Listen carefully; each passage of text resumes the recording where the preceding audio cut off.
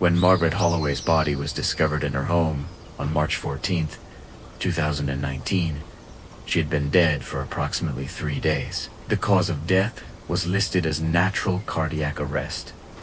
She was 78 years old. The real shock, however, didn't come from her death. It came 4 weeks later, when her family learned that everything they believed about their inheritance had been based on a lie that spanned more than 4 decades.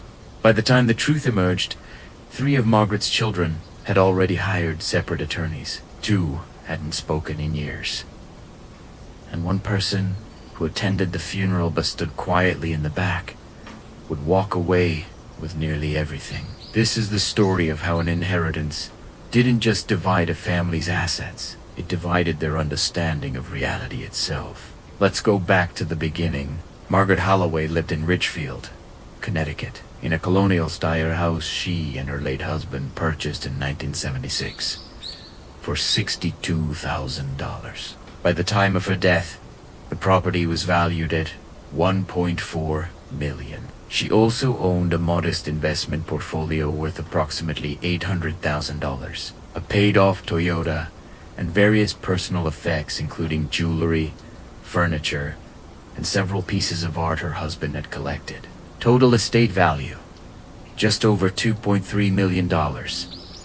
Margaret had 4 children. The oldest was Richard, 54, an insurance broker living in White Plains with his second wife and teenage daughter. Richard had always been described as pragmatic, reserved, and careful with money. He visited Margaret every other Sunday and handled her bill payments after her arthritis worsened.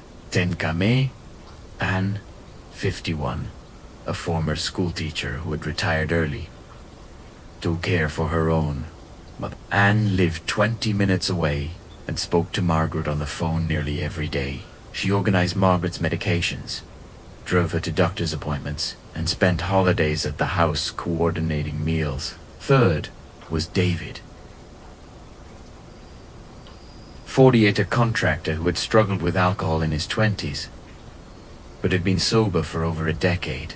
David had borrowed money from Margaret twice, once for a failed business venture in 2006, once for rehab in 2009. He'd repaid neither loan, but he mowed her lawn every week and repaired things around the house without being asked. The youngest was Catherine, 45, a corporate attorney in Boston. She visited Margaret 3 or 4 times a year, always with expensive gifts: cashmere scarves, imported chocolates, first edition books. Catherine had offered multiple times to hire a full-time nurse for her mother, but Margaret always refused. These 4 had grown up in that house. They had painted the shutters, planted the garden, carved their initials into the oak tree in the backyard. They had attended their father's funeral there in 2011. They had memories embedded in every room, and all 4 of them assumed that when Margaret died, the estate would be divided equally among them. That assumption was never written down. It was never promised, but it was understood. At least, they thought it was. Margaret had made a will. She'd updated it twice. The most recent version had been signed and notarized in August of 2017, a year and a half before her death. None of her children had ever seen it. The funeral took place on March 21st at St. Mary's Church. It was a small service. About 40 people attended, mostly neighbors, a few cousins, some members of Margaret's book club. Richard gave the eulogy. Anne sobbed quietly in the front pew. David stood with his arms crossed, staring at the casket. Catherine sat beside her husband, composed and dry-eyed. There was one other person in attendance that day who would later become significant. Her name was Rachel Klein. She was 33 years old. She sat alone in the last row, wearing a simple black dress and sunglasses. She didn't approach the family. She didn't sign the guest book. She left immediately after the service ended. Anne noticed her. She asked Richard if he knew who the woman was. He said he didn't. They assumed she was a colleague of Margaret's from years ago, or perhaps someone from the church. They didn't ask. At the reception afterward, held at Richard's home, the siblings had their first quiet conversation about the estate. Catherine mentioned that Margaret's attorney, a man named Joseph Lynn, had already reached out to schedule a meeting. Richard suggested they all attend together, and agreed. David said he'd be there, but seemed distracted, uncomfortably. The meeting was set for April 9th, 2.5 weeks away. During those weeks, the siblings began to operate under a shared assumption. The house would likely be sold. The proceeds split 4 ways. The investment accounts would be divided equally. Personal items would be distributed based on sentimental preference. It seemed fair, it seemed obvious. None of them questioned it. But Richard did start going through Margaret's files. He had her keys. He had permission, or at least he believed he did, to begin organizing her paperwork. Tax documents, medical bills, utility statements. He found everything neatly labeled in a filing cabinet in her study. And then, on April 4th, he found something else. It was a handwritten letter, undated, folded inside an envelope with no address. The envelope was tucked into a folder labeled Personal, Do Not Discard. The letter was from Margaret. It was addressed to no one. It began, "If you are reading this, then I am gone. And I hope you understand why I made the choices I did." Richard read the letter 3 times. Then he called Catherine. The letter didn't explain the will. It didn't name beneficiaries. It didn't list assets.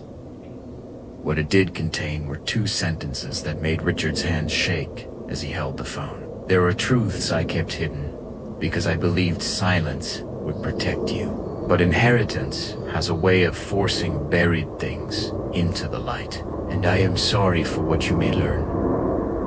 Cather drove down from Boston that same night. She read the letter herself, standing in Margaret's kitchen under the fluorescent light. When she finished, she looked at Richard and said, "This doesn't mean anything." She was old.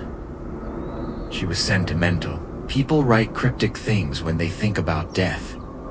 But Richard wasn't convinced. He wanted to know what their mother had been hiding. Catherine told him to wait for the meeting with the lawyer. "We'll know everything in 5 days," she said. Richard agreed, but he didn't stop looking. Over the next 3 days, he went through every drawer, every closet, every box in the attic. He found old photo albums, birthday cards, receipts from 1983, but nothing that explained the letter.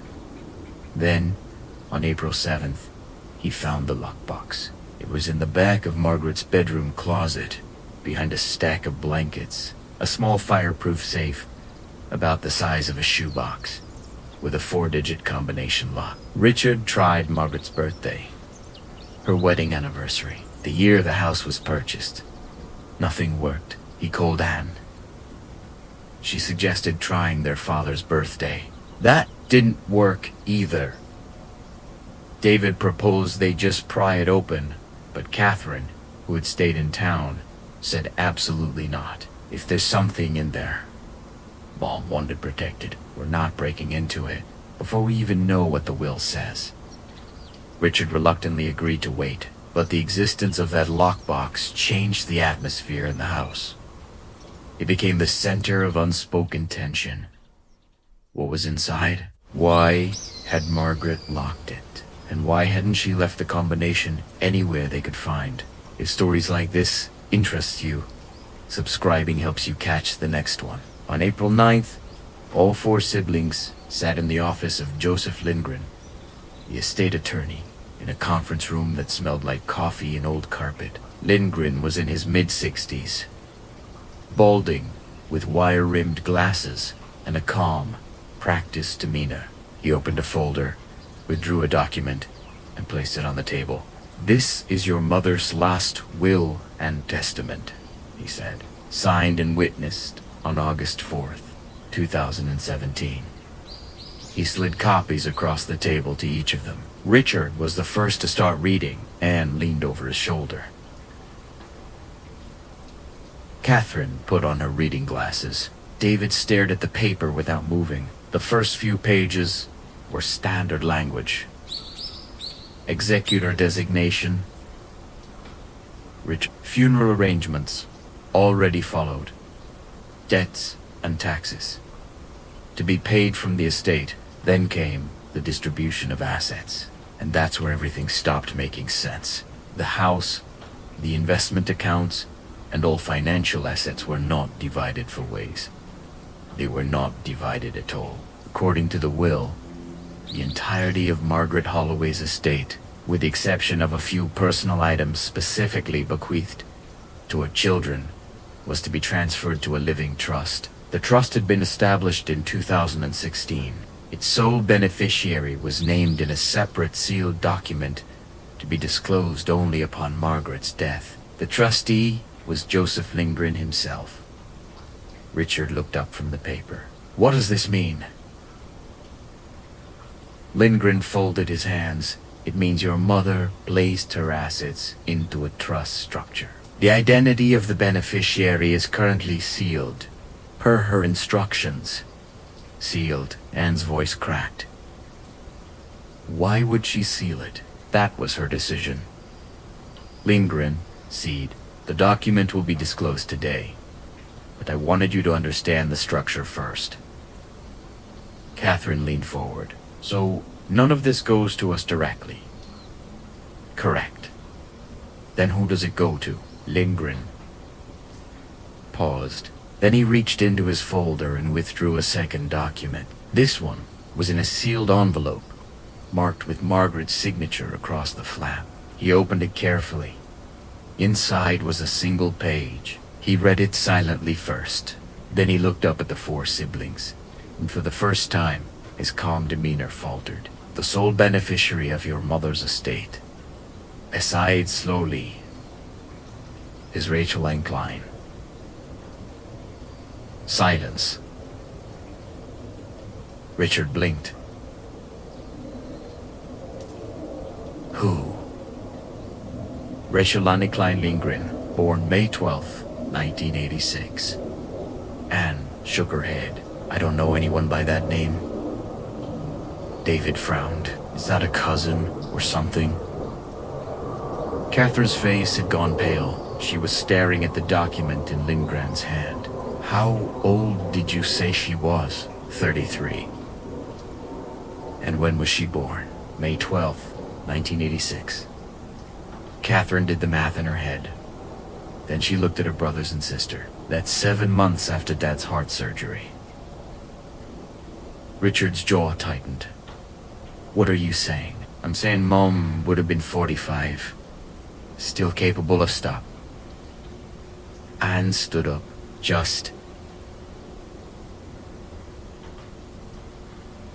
I'm reading a document that says, our mother left everything to a woman we've never heard of, who was born in 1986. Lindgren cleared his throat. There's more. He slid another page across the table. It was a birth certificate. Rachel Ann Klein, born in Hartford, Connecticut. Mother's name, Margaret Louise Holloway. Father's name, left blank. The room erupted.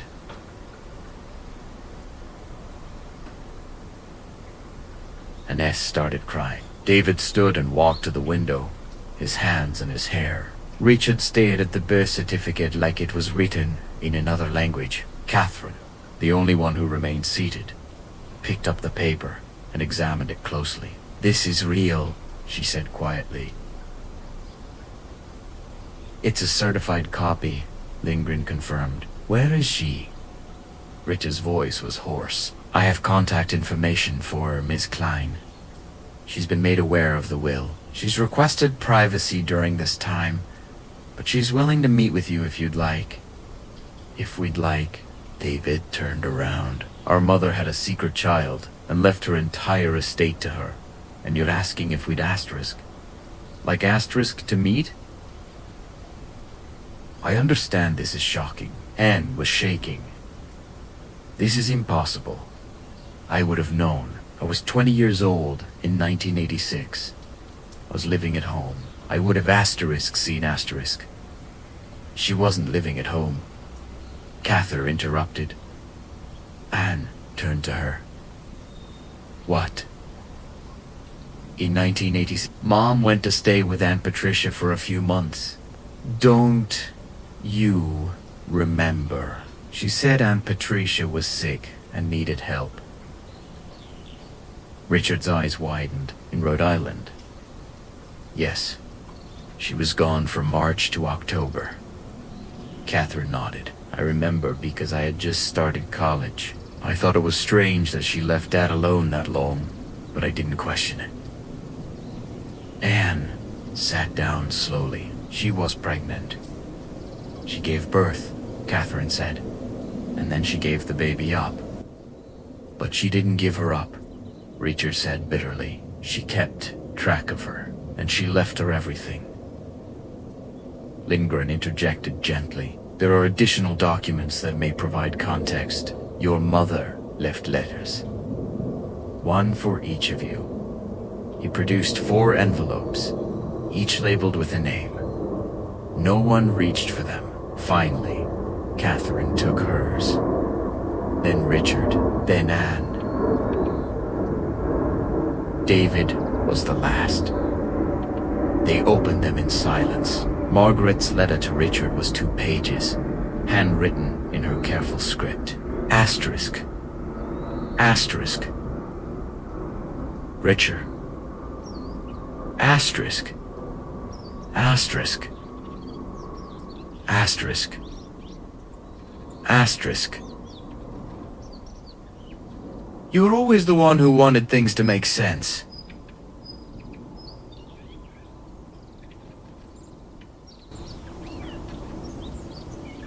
You planned. You made lists. I imagine that right now, nothing makes sense, and I am sorry for that. Asterisk. Asterisk. Asterisk. Asterisk. In 1986, I made a choice that I have carried with me every day since. I became pregnant. Your father did not know. He could not know. The circumstances were complicated, painful, and not something I can fully explain even now. Asterisk. Asterisk. Asterisk. Asterisk. I went to Rhode Island, and I gave birth to a daughter. I named her Rachel. I placed her with a family who wanted a child desperately. A couple who could give her stability and love that I, at that time, could not. Asterisk, asterisk, asterisk, asterisk, but I never stopped thinking about her. Asterisk, asterisk, asterisk, asterisk, asterisk. I hired a private investigator when she turned 18. I learned where she was, what she was doing. I never contacted her directly. I didn't want to disrupt her life, but I followed her from a distance, and I watched her grow into someone extraordinary. Asterisk, asterisk, asterisk, asterisk. When her adoptive parents died in a car accident in 2014, she was 28 and alone. She had no siblings, no extended family. I reached out to her then, carefully, through a third party. We met, we talked, and over the last 5 years, we built something fragile and precious. Asterisk, asterisk, asterisk. She knows about you. She knows about your father. She knows I kept her a secret, and she has forgiven me for that, even though I don't deserve it. Asterisk, asterisk, asterisk, asterisk. I am leaving her the estate because she has nothing. You have lives, families, careers. She has only herself. I am trying, in the only way I know how, to give her the foundation I took from her when I gave her away. Asterisk, asterisk, asterisk, asterisk. I know this feels like a betrayal. But I am asking you to understand that love is not a finite resource. Loving her did not mean I loved you less. Asterisk, asterisk, asterisk, asterisk. Please don't hate her for my choices. Asterisk, asterisk, asterisk, asterisk. Mom, asterisk, asterisk. Reacher read it twice. Then he folded it and put it back in the envelope. Anne was still reading hers, tears streaming down her face. David had crumpled his and thrown it on the table. Catherine was staring at the wall, her letter unopened in her lap. She knew her. Reacher said quietly, "For 5 years, she knew her, and she never told us. She was protecting her," Anne whispered. "From what?" "From us." "From this," Catherine said. She gestured at the table. "The lawyers, the documents, from exactly this." David laughed bitterly. "Well, it didn't work." Lindgren stood. "I'll give you some time. If you'd like to contest the will, you have that right. But I should inform you that your mother anticipated that possibility. The trust is ironclad. It was reviewed by multiple attorneys, and Ms. Klein has done nothing wrong. She took our inheritance," David said. "She didn't take anything. It was given to her by a woman who lied to us for 40 years. Lindgren didn't respond. He left the room, closing the door quietly behind him. The siblings sat in silence for a long time. Finally, Catherine spoke. "I want to meet her." Richard looked at her. "Why?" "Because I need to see who she is. I need to know if this was worth it." "Worth what?" "Worth destroying our family." Anne shook her head. "Our family isn't destroyed, isn't it?" Catherine stood. "David just said she took our inheritance. Richard looks like he wants to burn that letter. And you're sitting there crying like Mom just died all over again. We're not okay." "We will be," Anne said. But her voice lacked conviction. David picked up his crumpled letter and smoothed it out. He read it again, more slowly this time. Then he said, "She apologized. In mine, she said she was sorry for keeping secrets, but that some truths are too heavy to carry alone." "Did she explain who the father was?" Richard asked. "No, mine either." Catherine finally opened her letter. She scanned it quickly, then stopped halfway down the page. Her expression changed. "What?" Anne asked. Catherine read aloud. "You were always the one who questioned everything. You wanted reasons, evidence, logic, so I will tell you something. I've not told the others. Rachel's father was someone I met during a very dark time in my marriage. Your father and I were struggling. He was distant, angry, consumed by work. I made a mistake. I do not excuse it. But Rachel is not the mistake. She is the only good thing that came from that time." Richard's face went red. "She cheated on Dad. She was lonely," Anne said. "That's not an excuse. I'm not excusing it. I'm saying I understand it." "Well, I don't." Richard stood and walked to the door. "I don't understand any of this." He left. Anne looked at Catherine. "Should we go after him? Let him cool down?" David was still staring at his letter. "Do you think Dad knew?" "No," Catherine said immediately. "How can you be sure? Because if he knew, he would have left. Or he would have made her leave. He wouldn't have just stayed silent." "Maybe he did know," Anne said quietly. "Maybe that's why he was so distant." They sat with that thought. Then Catherine said, "I'm calling her. Rachel, I'm calling her, and I'm asking to meet." "What if she says no?" David asked. "Then at least I tried." She pulled out her phone and dialed the number Lindgren had provided. Rachel Klein answered on the third ring. Her voice was soft, cautious. Hello, this is Catherine Holloway. I'm Margaret's daughter. A pause. I know who you are. I'd like to meet you. I don't think that's a good idea. Why not? Because I know you're angry. I know you think I manipulated her or tricked her or... I don't think that. Then you're the only one. Catherine hesitated. Can I ask you something? Okay. Did you know, before she died, did you know she was leaving you everything? Another pause. Longer this time. Yes, Rachel said finally. No, and you didn't try to stop her. I tried to talk her out of it. Multiple times. I told her to leave it to you and your siblings. I told her I didn't need it, but she wouldn't listen. She said this was the only way she could make things right. Make what? Right. Giving me away. Catherine closed her eyes. It wasn't your fault. I know. But she carried it like it was. And I think she needed to believe that leaving me the estate would somehow balance the scales. It does. It won't. But I couldn't take that away from her. So, you'll let her do it?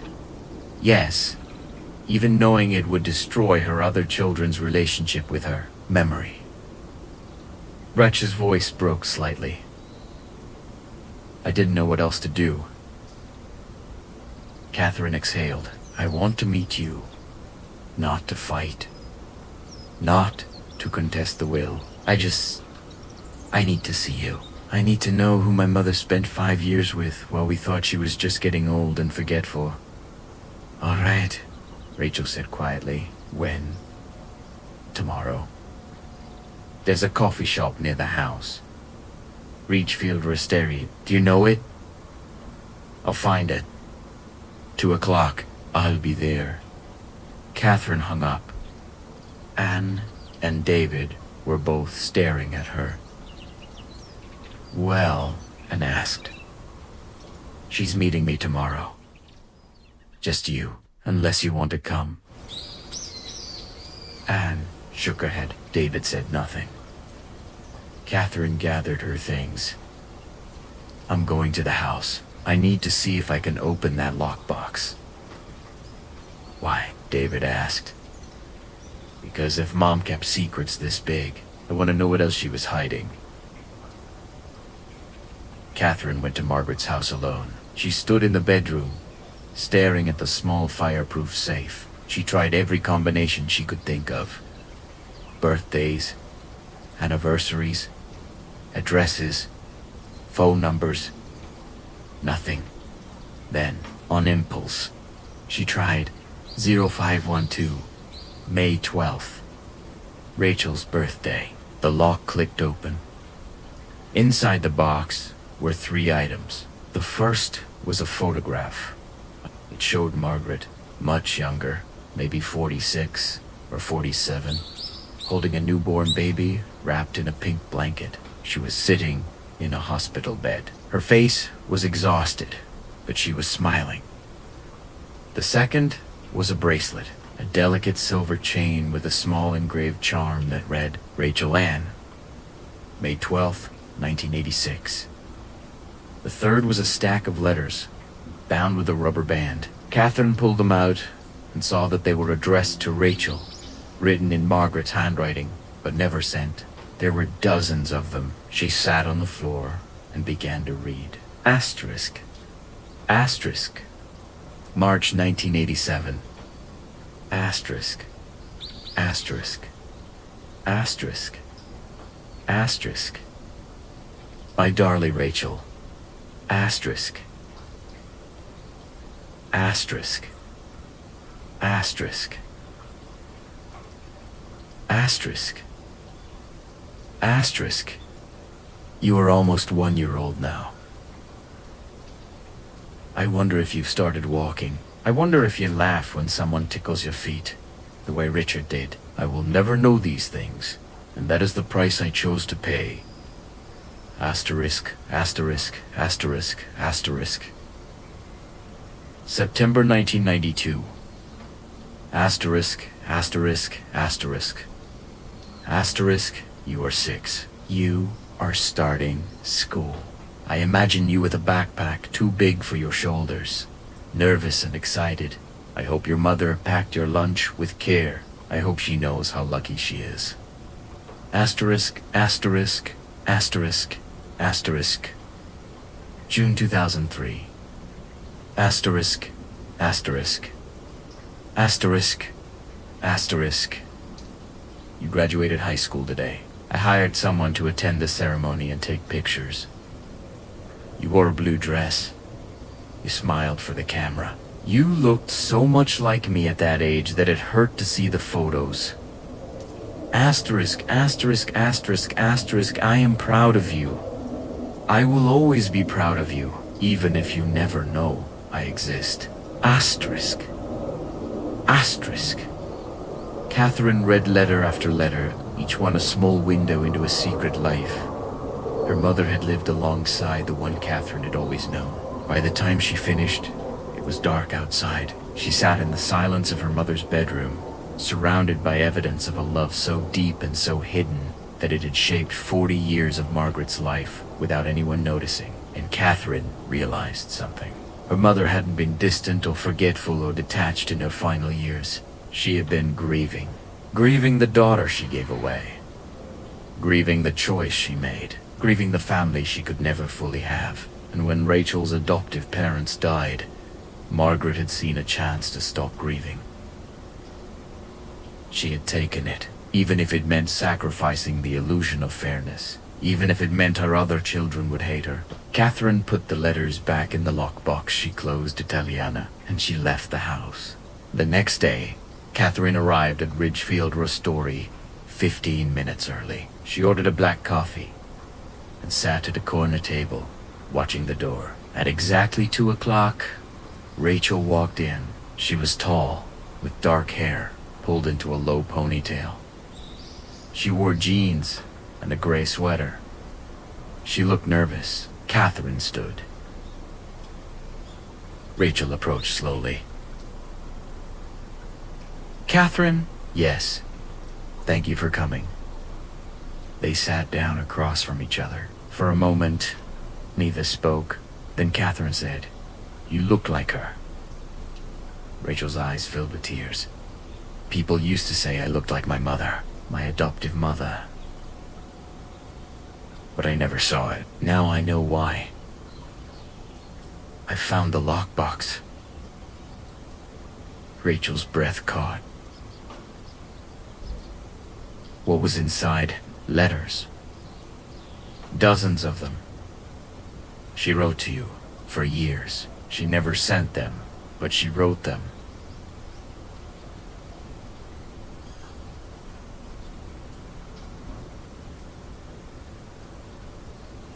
What did they say? That she loved you?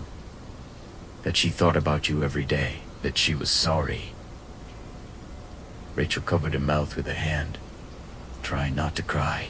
Catherine reached across the table and took Rachel's other hand. "I'm not here to fight you," Catherine said quietly. "I'm here because I needed to see you. And now that I have, I understand." Understand what? Why she did it. Why she gave you everything. It wasn't about the money. It was about giving you what she couldn't give you the first time. A family. A foundation. A place to belong. Rachel shook her head, but I took that from you. No. Mom made a choice. You didn't take anything. Your brothers and sister don't see it that way. They will. Maybe not today. Maybe not this year, but they will. Rachel pulled her hand back and wiped her eyes. I don't want the house. Catherine blinked. What? I don't want it. I never wanted it. I told Margaret that. I have my own apartment. Primera. Avea life. I don't need a 4-bedroom house in Connecticut. Then what do you want? Rachel looked down at the table. I want to know her. I want to hear stories about what she was like when you were growing up. I want to know if she liked coffee or tea, if she read mysteries or romances, if she sang in the car when she thought no one was listening. She did, Catherine said. She sang off key, and she always got the lyrics wrong. Rachel left. A small, broken sound. I want to know my mother, she said. The version of her I never got to meet. And I think the only people who can tell me about her are the people who are the angriest at me right now. Catherine nodded slowly. I can't speak for Richard or Anne or David, but I can tell you about her. If you want, I do. So Catherine did. She told Rachel about Margaret's terrible sense of direction. How she once got lost driving to the grocery store she'd been going to for 20 years. She told her about the time Margaret accidentally donated a box of family photos to Goodwill and spent 3 days calling every thrift store in the county to get them back. She told her about how Margaret used to make the same meatloaf every Sunday, even though no one really liked it, because it was the one recipe her own mother had taught her. She told her small things, true things, human things, and Rachel listened like someone hearing a language they'd been searching for their entire life. Over the following weeks, something unexpected happened. Catherine began bringing Anne to meet Rachel. Anne was hesitant at first, but after one conversation, she softened. She started sharing her own stories. She brought photo albums. David took longer. He met Rachel once, briefly, and left without saying much. But a week later, he came back. He asked her about her childhood, her adopted parents, what she did for work. Rachel was a nurse. She worked in the pediatric unit. She'd been married once, briefly, in her 20s. No children. She was quiet, thoughtful, careful with her words. She was nothing like what they'd imagined. Richard was the last to come around. He refused to meet Rachel for nearly 2 months. He wouldn't discuss the will. He wouldn't talk about Margaret. He buried himself in work and avoided family gatherings. Then, in late June, he showed up at Rachel's apartment, unannounced. She opened the door, surprised. I need to ask you something, Rachel said. Okay. Did she suffer? At the end, Rachel hesitated. I wasn't there when she died, but I saw her 2 days before. She was tired. She said she was ready. Ready for what? To stop caring at all. Richard's jaw tightened. The secrets. Yes. Did she ever regret it, keeping you hidden? Every day, Rachel said. But she didn't regret having me. She told me that more than once. Richard nodded. He turned to leave. Wait, Rachel said. There's something I need to tell you. He stopped. I'm not keeping the estate. Richard turned back around. What? I'm signing it over. To the 4 of you. Equal shares. You can't do that. I already talked to a lawyer. I can. The trust allows me to disclaim the inheritance if I choose. Why would you do that? Because it's tearing you apart. And because Margaret was wrong. She thought money would fix what she broke, but it won't. The only thing that might fix it is if I step back. Richard stared at her. She wanted you to have it. I know, but I don't need it. And you do. We're not struggling.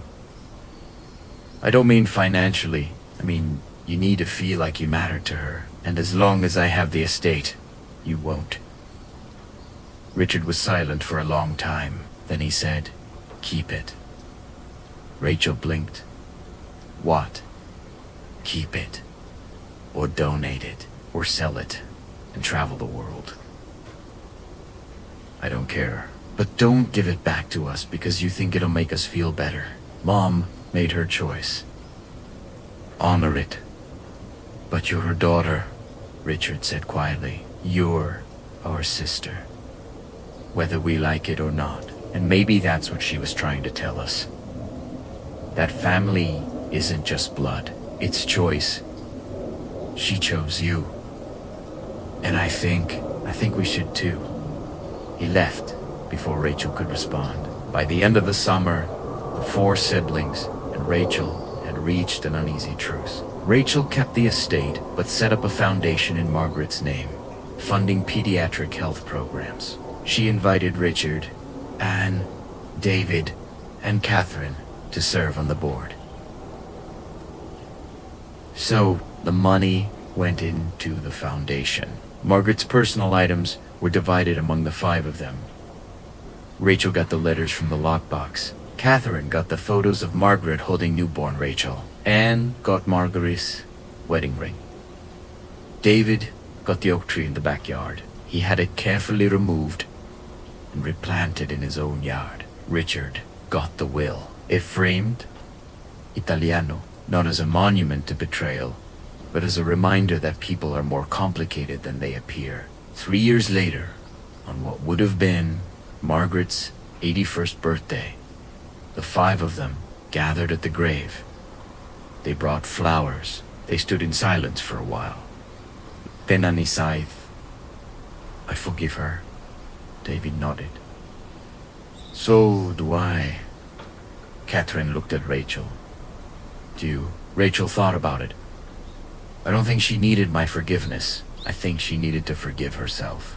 Do you think she ever did? Richard asked. And I hope, when you think of me, you'll remember that I tried. Rachel did remember. And in the end, that was enough. What Margaret Holloway left behind wasn't just an estate. It was a question her children would carry for the rest of their lives. How well do we really know the people we love? Because the truth is, we don't. We know versions of them. We know the parts they show us. We know the roles they play, but we don't know the weight they carry in silence. I hope so.